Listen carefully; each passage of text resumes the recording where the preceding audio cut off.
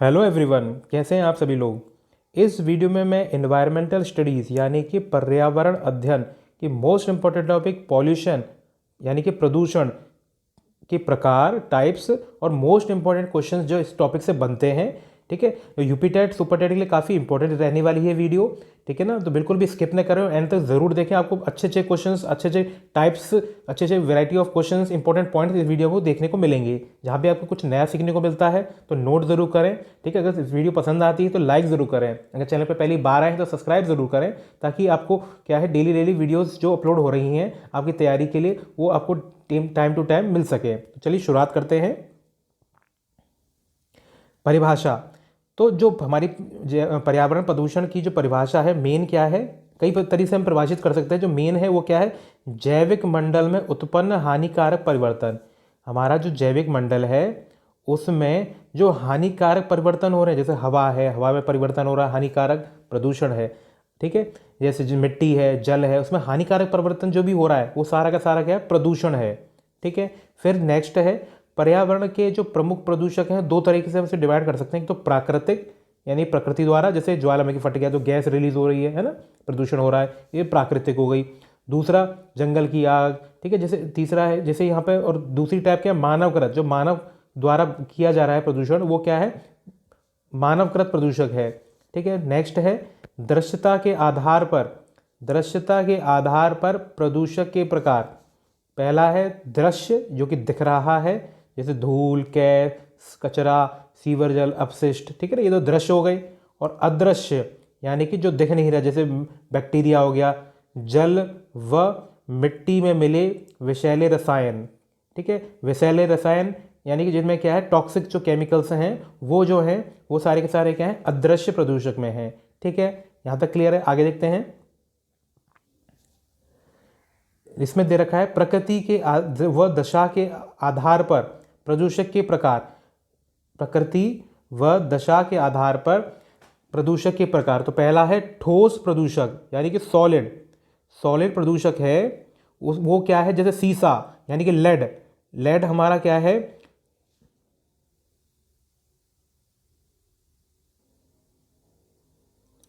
तो लेड हमारा, सीसा हमारा क्या है, ठोस प्रदूषक है। पारा या मरकरी, एरोसोल, एस्बेस्टोस, ये सारे के सारे क्या हैं, ठोस प्रदूषक हैं। ऐसे प्रदूषक जो सॉलिड होते हैं वो ठोस प्रदूषक, जैसे सीसा हो गया, सीसा यानी कि लेड। ठीक है, दूसरा है गैसीय प्रदूषक, जैसे कार्बन डाइऑक्साइड हो गया, सल्फर डाइऑक्साइड हो गया, है ना, ये गैसीय हैं। तीसरा है तरल प्रदूषक, जैसे अमोनिया, यूरिया, तेल, ये सारे के सारे क्या हैं, तरल यानी कि लिक्विड, लिक्विड फॉर्म में क्या है, प्रदूषक हैं। ठीक है, तो ये तीन टाइप हो गई। उसके बाद है, अब इसमें क्या है, जो ये तो हमने बारे में समझ लिया। अब इस पर जो इंपॉर्टेंट क्वेश्चन बनते हैं वो क्या है, वो डिस्कस कर लेते हैं। तो सबसे पहला क्वेश्चन है कि वायुमंडल में nitrogen gas, oxygen gas, argon gas और कार्बन डाइऑक्साइड गैस की प्रतिशतता कितनी है। तो देखो, ये परसेंटेज वाला क्वेश्चन काफ़ी इंपॉर्टेंट है। एक ना एक क्वेश्चन जरूर आता है इस टाइप के कि किसकी कितनी कितनी प्रतिशतता है। तो सबसे पहले है नाइट्रोजन गैस। देखो, जो हमारी पृथ्वी पर 78 और 20, 98 और जोड़ेंगे तो 99, 99%, 98% के आसपास तो सिर्फ नाइट्रोजन गैस और ऑक्सीजन गैस है। अगर पूछता है तो मेन कौन सी गैस है, नाइट्रोजन और ऑक्सीजन गैस। और बाकी जो आर्गन और गैस तो बहुत सारी हैं, जो लेकिन हम मेन बात करते हैं वो चारों की बात करते हैं। Nitrogen gas 78%, oxygen gas 20.94%, argon gas 0.93% और कार्बन डाइऑक्साइड गैस 0.03%। ठीक है, तो ये चार गैस थी, इनकी प्रतिशतता आपको नोट कर लीजिए या स्क्रीनशॉट ले लीजिए। आगे देखते हैं, कौन सी गैस दम घोटू गैस कहलाती है। तो कार्बन मोनोऑक्साइड गैस क्या है, काफ़ी पॉल्यूटेड गैस है, पॉल्यूशन करती है। और क्या है, ये काफ़ी टॉक्सिक है, जहरीली गैस है। ये काफ़ी जहरी गैस है जो मानव के लिए काफ़ी नुकसानदायक है। इसे दम घोटू गैस भी कहते हैं। किसको कहते हैं, कार्बन मोनोऑक्साइड को। नेक्स्ट है, वो कौन सी गैस है जो हीमोग्लोबिन की ऑक्सीजन की क्षमता को कम कर देती है। ऑक्सीजन की वहन क्षमता, यहाँ पे वहन है। ठीक है, जो हमारा ब्लड है उसमें हीमोग्लोबिन होती है, तो हीमोग्लोबिन क्या है, ऑक्सीजन को कैरी करता है। तो ऑक्सीजन की वहन क्षमता को कम कौन कर देता है, कार्बन मोनोऑक्साइड। कार्बन मोनोऑक्साइड क्या है, हीमोग्लोबिन की ऑक्सीजन कैरिंग कैपेसिटी को कम कर देता है, इसीलिए हमारा दम घुटता है क्योंकि ऑक्सीजन पहुंचेगा ही नहीं, है ना। नेक्स्ट है, कौन सी गैस को क्रैकिंग गैस कहा जाता है? तो सल्फर डाइऑक्साइड को क्या है, क्रैकिंग गैस कहा जाता है। क्रैकिंग गैस कौन सी गैस होती है? Sulphur dioxide. देखो ये मैंने मोस्ट इंपॉर्टेंट जो क्वेश्चन हैं वो इस वीडियो में कवर करने की कोशिश करूंगा, ठीक है ना। तो एंड तक जरूर देखें और साथ साथ स्क्रीनशॉट लेते चलें या नोट करते चलें। नेक्स्ट है, ताजमहल किस गैस के कारण सर्वाधिक प्रभावित हुआ है? Sulphur dioxide. और ये क्या है, मथुरा में जो रिफाइनरी है वहाँ से क्या है, इसका मेन सोर्स है सल्फर डाइऑक्साइड वहाँ से निकलने का, ठीक है। तो ताजमहल किस गैस के कारण सर्वाधिक प्रभावित हुआ है? सल्फर डाइऑक्साइड, ठीक है। नेक्स्ट देखते हैं, मीथेन गैस के उत्सर्जन के स्रोत क्या हैं? कौन से हैं? आर्द्रभूमि यानी कि वेटलैंड्स, धान की खेती, कोयले की खदान, जुगाली करने वाले पशु। देखो जो पशु जुगाली करते रहते हैं ना, उनमें से क्या मुंह से ही गैस निकलती रहती है, वो कौन सी है? मीथेन गैस होती है, ठीक है। तो मीथेन गैस क्या है? ग्रीन हाउस गैस है, ठीक है। तो क्या है, मेन सोर्स क्या है? सबसे ज़्यादा मेन तो होता है आर्द्रभूमि यानी कि वेटलैंड्स, ठीक है। नेक्स्ट है सीसा। सीसा से मानव शरीर का कौन सा भाग सर्वाधिक प्रभावित होता है? मस्तिष्क। मस्तिष्क क्या है, यानी कि ब्रेन हमारा, तंत्रिका तंत्र, वो क्या है, सबसे ज़्यादा प्रभावित होता है लेड से। लेड से सबसे ज़्यादा प्रभावित क्या होता है? मस्तिष्क। नेक्स्ट है, अम्लीय वर्षा के जल का पीएच मान कितना होता है? 4.2 से कम। 4.2 के आसपास होता है एसिड रेन यानी कि अम्लीय वर्षा का पीएच मान, पीएच वैल्यू। नेक्स्ट है, सीसा रहित पेट्रोल में उचित ऑक्टेन नंबर प्राप्त करने के लिए क्या मिलाया जाता है? बेंजीन, टोल्यूइन और जाइलिन। जो क्या है, जो पेट्रोल होता है, पेट्रोल या डीजल जो है, उसमें क्या है, लेड होता है, उससे जो धुआं निकलता है उसमें लेड नाम का प्रदूषक मिलता है, ठीक है। जैसे पेट्रोल की बात कर रहा है, अगर लेड ना हो तो उसका उचित, देखो लेड नहीं हो रहा, निकाल, हम लेड अलग कर रहे हैं, तो उसका ऑक्टेन नंबर बढ़ाने के लिए हम क्या है, इन चीज़ों को पेट्रोल में मिलाते हैं, ठीक है। तो करेक्ट इसमें क्या बन रहा है? बेंजीन, टोल्यूइन और जाइलिन, ठीक है। आगे देखते हैं, air pollution prevention act and control bill. Air pollution prevention act और कंट्रोल बिल कब लाया गया? 1981 में। Most important question, air pollution prevention act कब लाया गया? 1981 में, ठीक है। नेक्स्ट है, वाहनों से निकलने वाले प्रदूषण को कम करने के लिए गाड़ी में क्या लगाया जाता है? Catalytic converter scrubber. Catalytic converter scrubber लगाया जाता है वाहनों में, ताकि उनमें जो प्रदूषण हो रहा है थोड़ा कम हो पाए, ठीक है। प्रदूषण क्या है, कम करने के लिए क्या यूज़ किया जाता है? Catalytic converter scrubber. नेक्स्ट है, कांग्रेस घास किसे कहा जाता है? तो मोस्ट इंपॉर्टेंट क्वेश्चन है, कांग्रेस घास पार्थेनियम को कहा जाता है, पार्थेनियम को कहा जाता है। इसे हम गाजर घास या चटक चांदनी भी कहते हैं। गाजर घास को ही कांग्रेस घास कहा जाता है, इसे पार्थेनियम भी कहते हैं। नेक्स्ट है, लाइकन्स यानी लिचन्स इंग्लिश में कहते हैं। लिचन्स किस पर्यावरणीय प्रदूषण के सूचक माने जाते हैं? वायु प्रदूषण के क्या है, ये सूचक माने जाते हैं। एयर पोल्यूशन को ये शो करते हैं, ठीक है। लास्ट इसमें इस पेज पे लास्ट क्वेश्चन है, इटाई रोग किस कारण होता है? इटाई रोग होता है कैडमियम की वजह से इटाई रोग होता है, ठीक है। आगे देखते हैं, गाजर घास के परागकण यानी पोलन ग्रेन्स, गाजर घास के पोलन ग्रेन्स से कौन सा रोग होता है? चर्म रोग और दमा रोग हो जाता है कांग्रेस घास के परागकण से, ठीक है। नेक्स्ट है, प्रकाश रासायनिक स्मॉग यानी कि फोटोकेमिकल स्मॉग के बारे में पूछा जा रहा है कि इसमें क्या क्या होता है।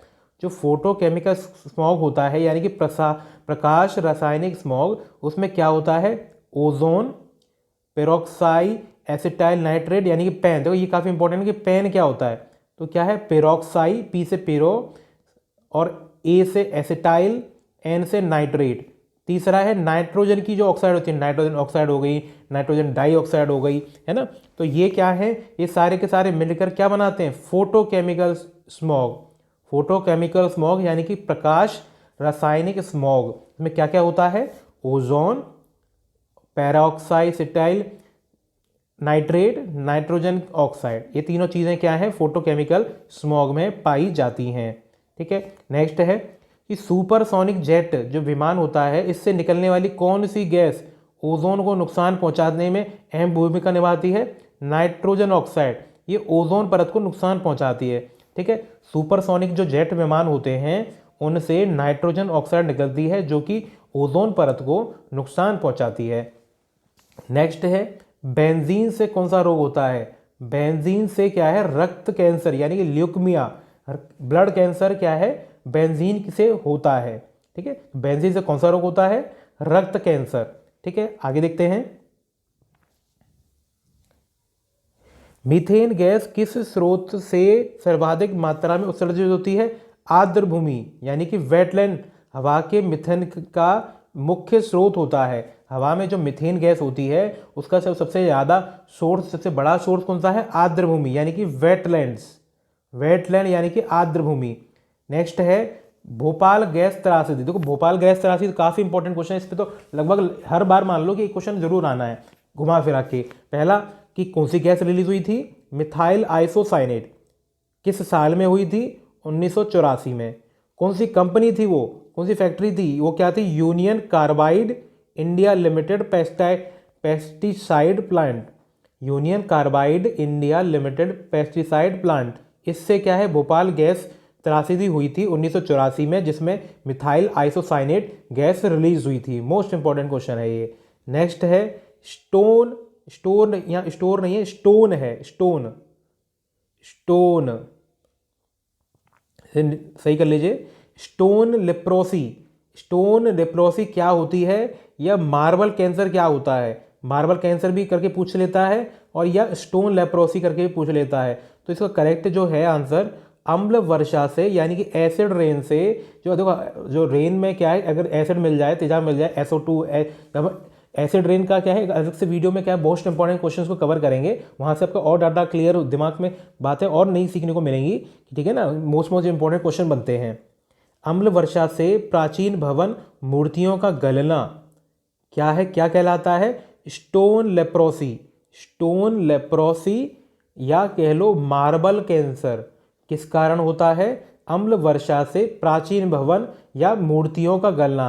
जो प्राचीन भवन है, एशियन बिल्डिंग्स हैं, ठीक है, मार्बल है, मार्बल पे जब अम्ल वर्षा गिर रही है तो वो जो गलने लगता है, इसी को क्या है, मार्बल कैंसर या स्टोन लेप्रोसी कहा जाता है। नेक्स्ट है जो फ्लाई ऐश होती है उसका मुख्य स्रोत क्या है? कोयले का दहन।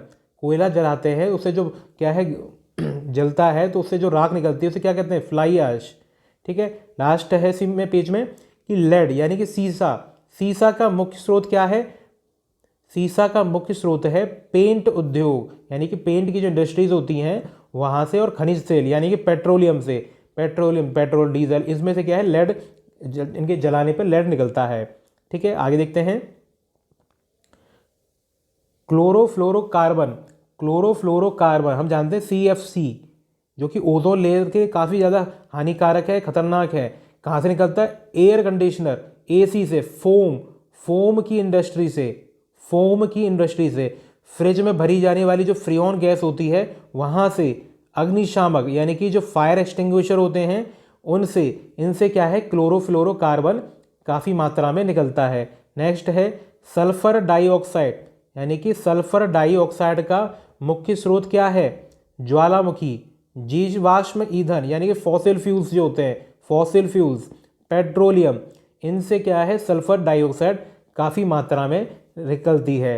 नेक्स्ट है मीथेन गैस का मुख्य स्रोत क्या है? तो ये मैंने आपको बता दिया कि आर्द्र भूमि, समुद्र तथा धान के खेत, कोयले की खानें, दलदली क्षेत्र, जानवरों की जुगाली, इन सबसे क्या है, मीथेन गैस निकलती है। मीथेन गैस का फॉर्मूला क्या होता है?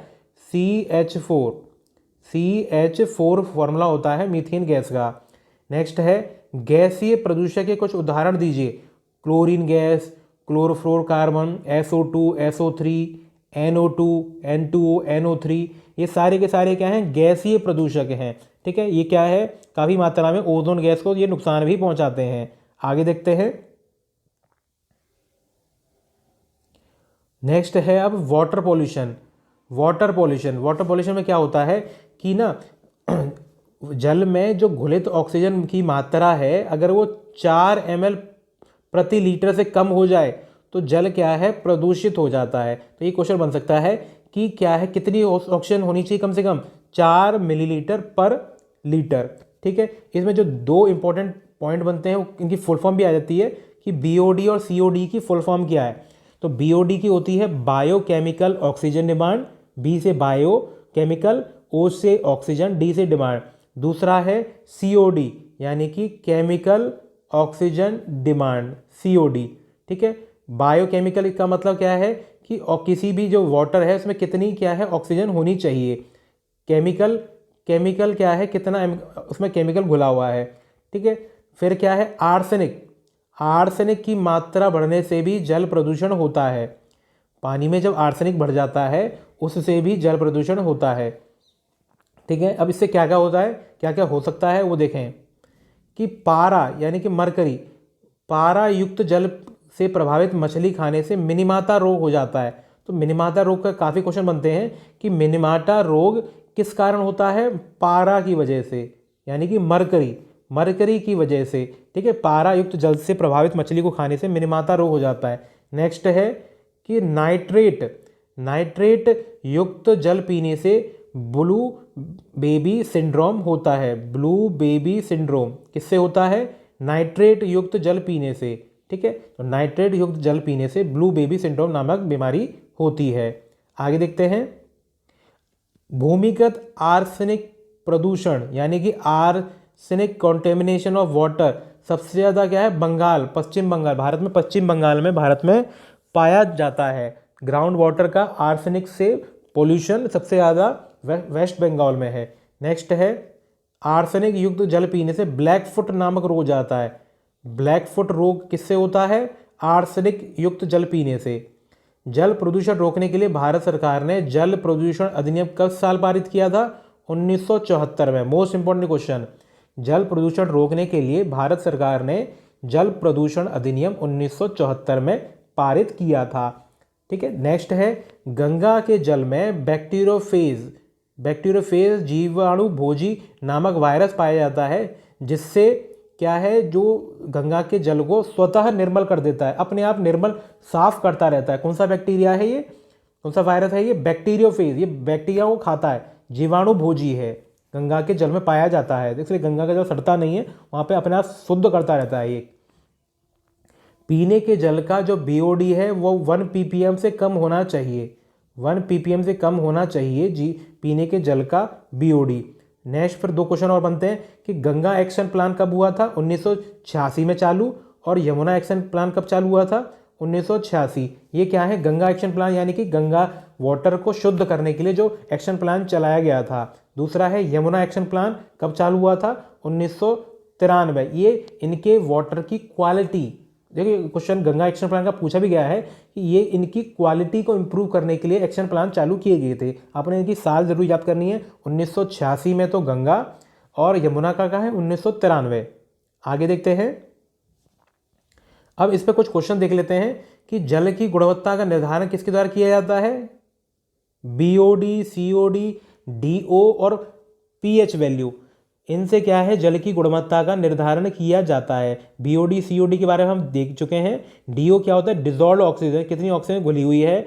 लास्ट इसमें पीएच वैल्यू, पीएच मान कितना है, उस आधार पे हम जल की गुणवत्ता को निर्धारित कर सकते हैं। आगे देखते हैं, भूमिगत जल, अंडरग्राउंड वाटर, जो ग्राउंड वाटर होता है, कि सबसे ज़्यादा प्रदूषण किसकी वजह से होता है, आर्सेनिक और फ्लोराइड, आर्सेनिक और फ्लोराइड।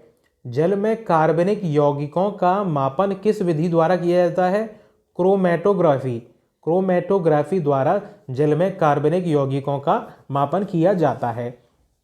ठीक है, नेक्स्ट है, पीने योग्य पानी में आर्सेनिक की अधिकतम अनुमान मात्रा कितनी होनी चाहिए, 0.05 mg प्रति लीटर। इससे ज़्यादा हो गया तो क्या है, बीमारी होगी, पॉल्यूशन होगा। इससे ज़्यादा नहीं होना चाहिए, 0.05 mg पर लीटर से ज़्यादा आर्सेनिक नहीं होना चाहिए वाटर में। ठीक है, क्लियर है ना। आप नोट जरूर करते हैं, साथ साथ आपको डेफिनेटली रिवीजन करने में काफ़ी हेल्प मिलेगी। आपको पूरा का पूरा प्लेलिस्ट ईवीएस टॉपिक से इस क्या है डिस्क्रिप्शन में मिल जाएगा। वहाँ धीरे धीरे करके वीडियो क्या है अपलोड हो रही हैं, जो कि आपके एग्जाम से पहले पहले पूरा आपका सिलेबस करा दिया जाएगा। ठीक है, आगे देखते हैं। नाइट्रेट युक्त जल पीने से कौन सा रोग होता है? Blue baby syndrome, most important. Cadmium युक्त जल से कौन सा रोग होता है? इटाई इटाई रोग, ठीक है। आर्सेनिक से कौन सा होता है? ब्लैक फुट रोग। फ्लोराइड युक्त जल पीने से कौन सा रोग होता है? फ्लोरोसिस, अस्थि यानी कि हड्डी हड्डी रोग। फ्लोरोसिस किससे होता है? जब हम क्या है ऐसा पानी पी रहे हैं जिसमें फ्लोराइड की मात्रा ज़्यादा है, ठीक है। तो नाइट्रेट हो गया, कैडमियम हो गया, पारा हो गया, आर्सेनिक हो गया, फ्लोराइड हो गया, है ना। तो इनसे कौन से रोग होते हैं ये सारे के सारे मैंने कवर करा दिए हैं, ठीक है। आगे देखते हैं, आप इसका स्क्रीनशॉट ले लीजिए एक बार,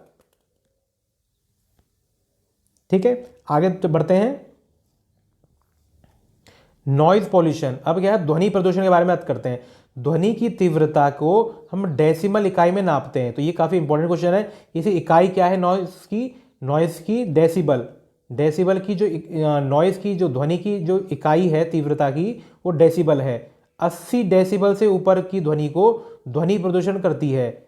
80 डेसिबल से ऊपर की ध्वनि ध्वनि प्रदूषण करती है, 80 से ऊपर।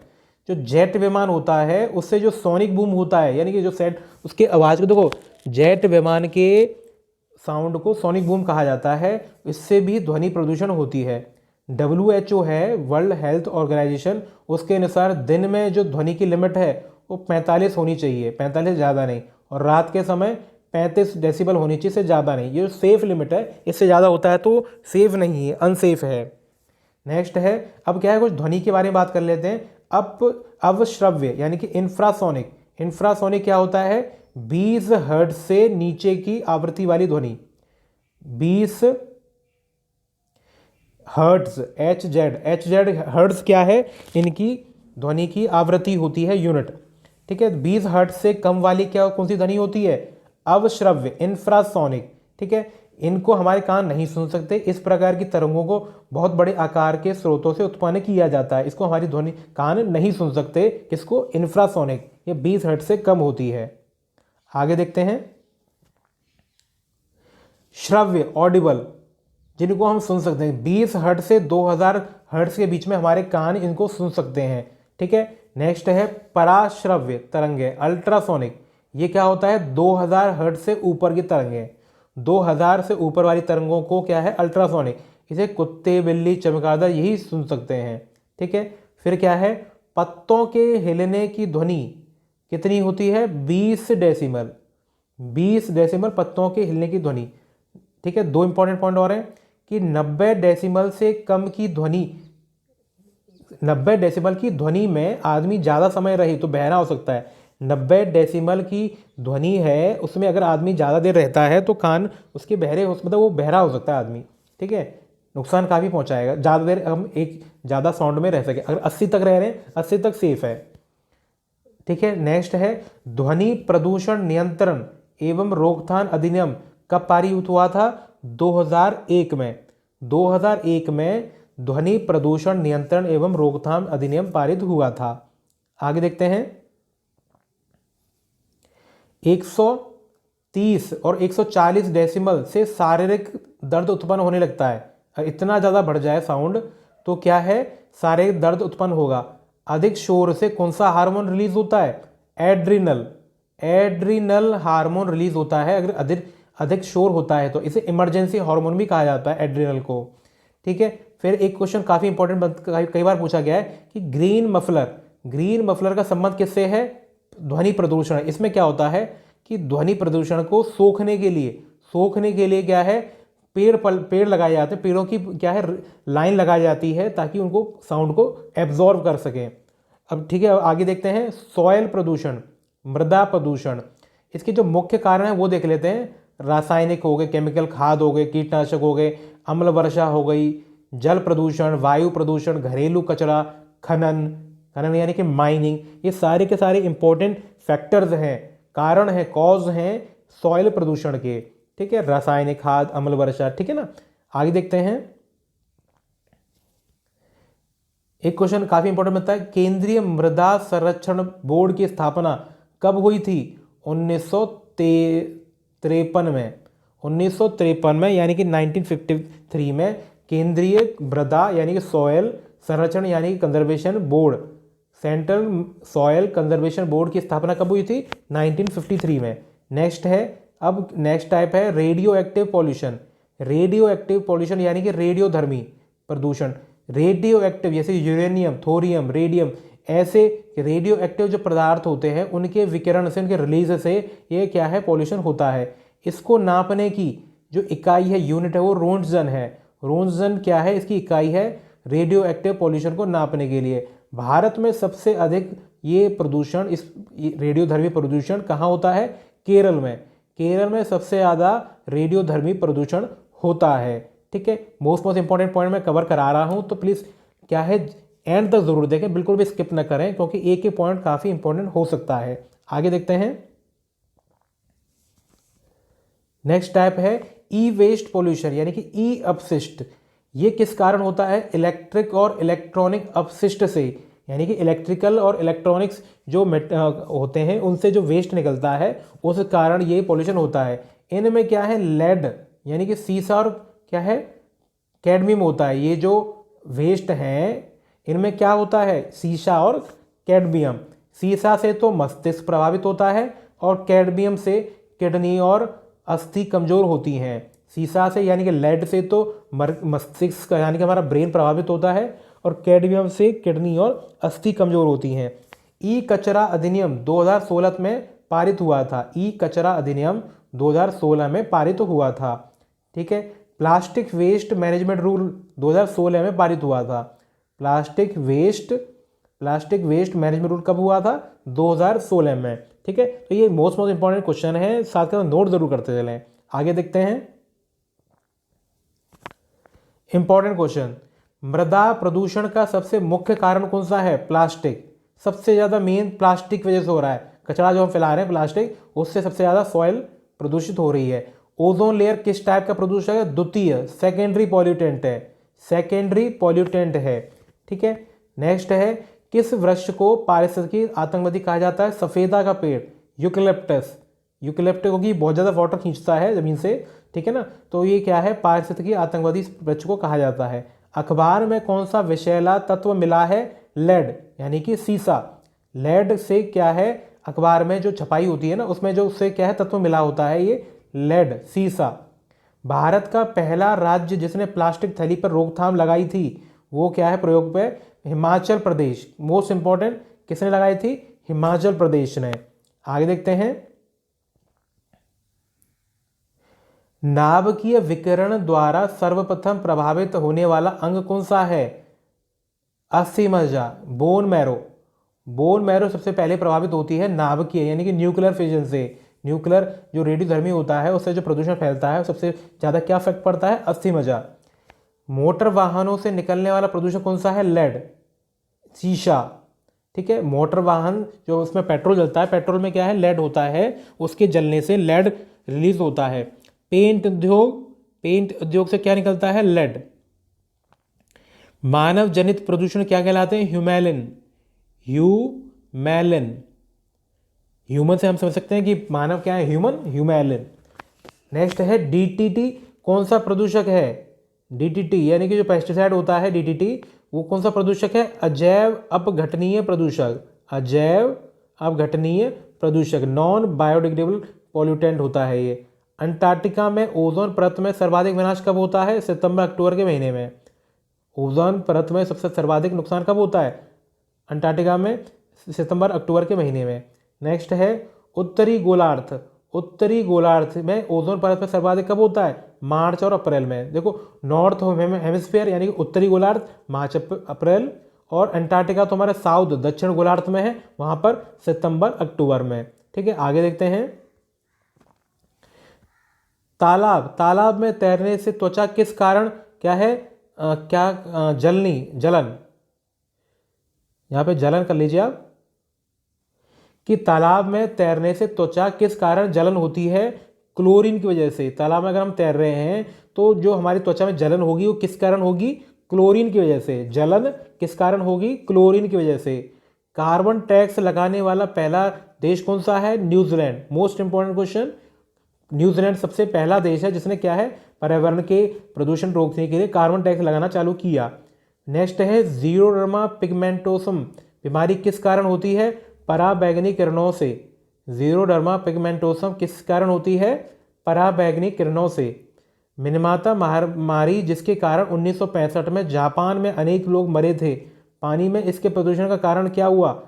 मरकरी। तो हम जानते हैं जो मिनीमाटा है वो किस कारण होती है, चाहे कितनी भी लंबी लैंग्वेज दे दे, लेकिन अगर मिनीमाटा दिख जाए वो मरकरी ही होगा, पारा ही होगा। आगे देखते हैं। धूल के कणों से होने वाले रोग, ये कि काफ़ी इंपॉर्टेंट क्वेश्चन बन सकता है कि कोयले की धूल के कण से कौन सी बीमारी होती है? एंथ्रोसिस। सिलिका की धूल से सिलिकोसिस। एस्बेस्टोस से एस्बेस्टोसिस, देखो नाम से ही पता चल रहा है। लोहा से सिड्रोसिस, लोहा का जो क्या है अयस्क और होता है वो सिड्राइट होता है, सिड्राइट होता है लोहा का अयस्क, तो इसकी वजह से इसका नाम क्या है? सिड्रोसिस रखा है।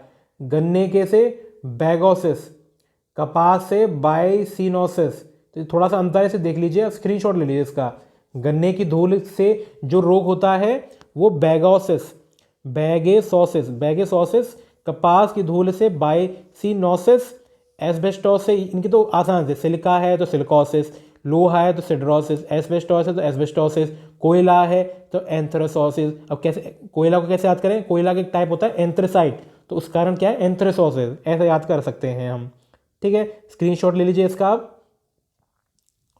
आगे देखते हैं।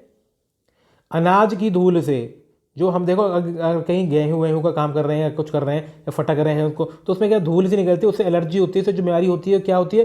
कृषक फुसफुस, फेफड़ों की बीमारी है ये। तंबाकू की धूल से टोबैकोसिस, ये हम जानते हैं कि तंबाकू क्या होता है? टोबैकोसिस। टेल्कम पाउडर, उससे क्या होता है? टेलिकोसिस। ठीक है, तो ये थे क्या है पॉल्यूशन के इंपॉर्टेंट, जो मोस्ट इंपॉर्टेंट क्वेश्चंस हैं, ये इस वीडियो में मैंने कवर किया। अगर सेशन पसंद आया तो लाइक ज़रूर करें और शेयर ज़रूर करें अपने फ्रेंड्स के बीच में। ठीक है, अगर चैनल पर पहली बार आए हैं तो सब्सक्राइब ज़रूर करें। ठीक है, आपको हमारे चैनल पर मैथ्स, ईवीएस और आने वाले जो आपकी शिक्षक भर्ती परीक्षा है उसके लिए जितनी भी जीके का कंटेंट है वो पूरा का पूरा आपको हमारे चैनल पर मिलेगा। कुछ क्या है अपलोड हो चुका है, कुछ क्या है धीरे धीरे जल्दी अपलोड किया जा रहा है। सो हमारे साथ जुड़े रहें, हमें मोटिवेट करें ज़्यादा से ज़्यादा क्या है ग्रो करने में। So thanks for watching.